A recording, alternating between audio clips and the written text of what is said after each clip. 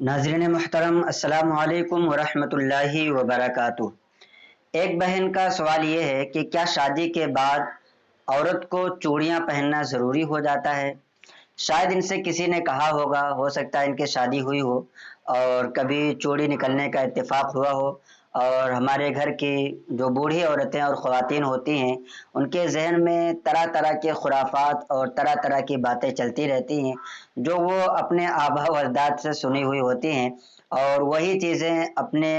آنے والی بہوؤں پر بھی وہ ٹرائی کرتی رہتی ہیں اور ان کو بھی سمجھاتی رہتی ہیں۔ تو کیا اس کا مسئلہ ہے؟ اس کا مسئلہ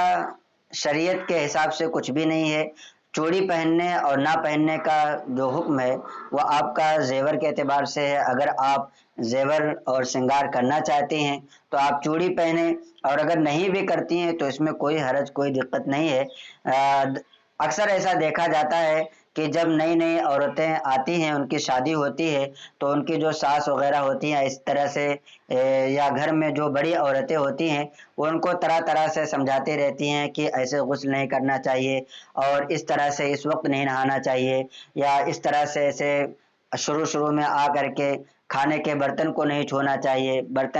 کھانا پکانے کے لیے برتن کو نہیں پکڑنا چاہیے۔ اس طریقے کے وہ طرح طرح کے خرافات وہ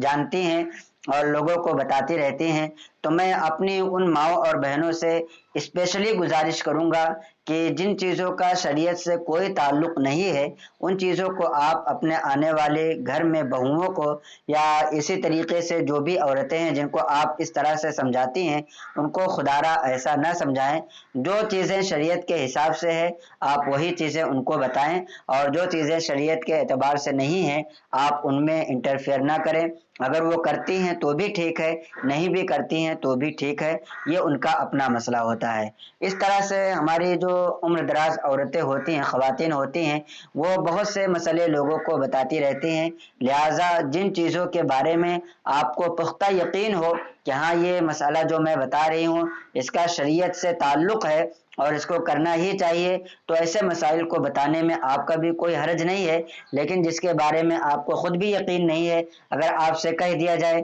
کہ آپ نے کہاں سے سنا کہ چوڑی پہننا ضروری ہے، یا آپ نے کہاں سے سنا کہ اتنے ٹائم نہیں نہانا چاہیے، تو آپ کیا جواب دیتے ہیں کہ ہماری دادی کہا کرتی تھی، ہماری نانی کہا کرتی تھی، یا اس طریقے سے ہماری مائیں کہا کرتی تھیں؟ تو یہ آپ کی دادی، نانی اور آپ کی ماؤں کا کہنا یہ شریعت نہیں ہے۔ شریعت یہ اللہ اور اس کے رسول صلی اللہ تعالی علیہ وسلم کے